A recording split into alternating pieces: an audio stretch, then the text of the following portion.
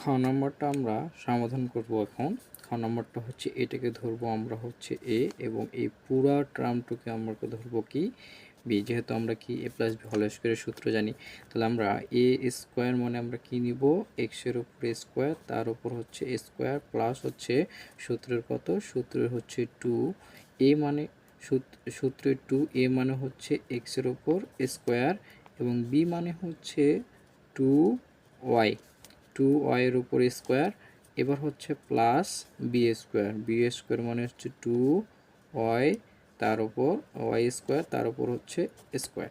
তাহলে আমাদের এখান থেকে আমরা কি পাচ্ছি, এক্স হচ্ছে এক্স ফোর প্লাস হচ্ছে এই দুই এবং এই দুই হচ্ছে এই দুই এবং দুই কি চার, তাহলে হচ্ছে আমরা এখানে লিখতে পারি হচ্ছে ফোর এক্স স্কোয়ার ভাগ হচ্ছে ওয়াই স্কোয়ার প্লাস হচ্ছে ফোর কী হবে ওয়াইয়ের উপর ফোর।